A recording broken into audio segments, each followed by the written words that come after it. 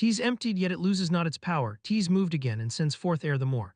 Much speech to swift exhaustion lead we see, your inner being guard and keep it free. The valley spirit dies not, I the same, the female mystery thus do we name. Its gate from which at first they issued forth is called the root from which grew heaven and earth.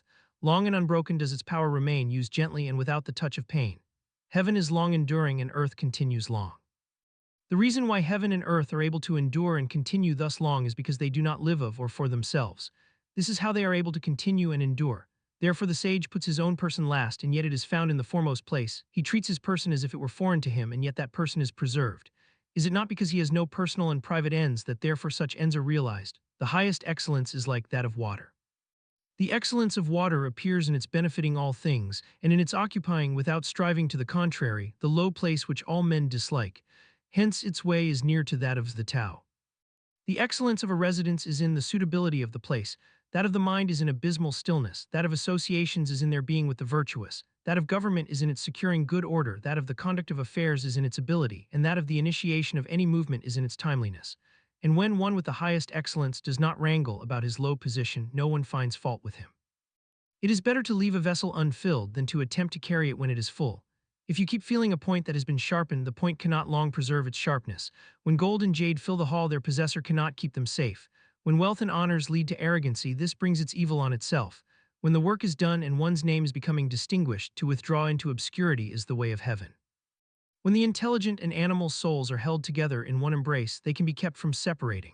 When one gives undivided attention to the vital breath and brings it to the utmost degree of pliancy, he can become as a tender babe. When he has cleansed away the most mysterious sights of his imagination, he can become without a flaw. In loving the people and ruling the state, cannot he proceed without any purpose of action. In the opening and shutting of his gates of heaven, cannot he do so as a female bird. While his intelligence reaches in every direction, cannot he appear to be without knowledge. The Tao produces all things and nourishes them. It produces them and does not claim them as its own. It does all and yet does not boast of it. It presides over all and yet does not control them. This is what is called the mysterious quality of the Tao. The 30 spokes unite in the one nave, but it is on the empty space for the axle that the use of the wheel depends. Clay is fashioned into vessels, but it is on their empty hollowness that their use depends. The door and windows are cut out from the walls to form an apartment, but it is on the empty space within that its use depends. Therefore, what has a positive existence serves for profitable adaptation, and what has not that for actual usefulness. Colors 5 hues from th eyes their sight will take, music's 5 notes the ears as deaf can make, the flavors 5 deprive the mouth of taste, the chariot course and the wild hunting waste make mad the mind, and objects rare and strange sought for men's conduct will to evil change. Therefore the sage seeks to satisfy the craving of the belly and not the insatiable longing of the eyes. He puts from him the latter and prefers to seek the former. Favor and disgrace would seem equally to be feared, honor and great calamity to be regarded as personal conditions of the same kind. What is meant by speaking thus of favor and disgrace? Disgrace is being in a low position after the enjoyment of favor. The getting that favor leads to the apprehension of losing it, and the losing it leads to the fear of still greater calamity. This is what is meant by saying that favor and disgrace would seem equally to be feared, and what is meant by saying that honor and great calamity are to be similarly regarded as personal conditions. What makes me liable to great calamity is my having the body which I call myself. If I had not the body, what great calamity could come to me?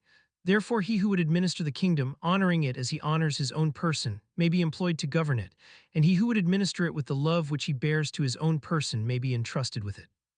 We look at it and we do not see it, and we name it the equable. We listen to it and we do not hear it, and we name it the inaudible. We try to grasp it and do not get hold of it, and we name it the subtle. With these 3 qualities it cannot be made the subject of description, and hence we blend them together and obtain the one. Its upper part is not bright, and its lower part is not obscure. Ceaseless in its action, it yet cannot be named, and then it again returns and becomes nothing. This is called the form of the formless and the semblance of the invisible. This is called the fleeting and indeterminable. We meet it and do not see its front, we follow it and do not see its back. When we can lay hold of the Tao of old to direct the things of the present day and are able to know it as it was of old in the beginning, this is called unwinding the clue of Tao.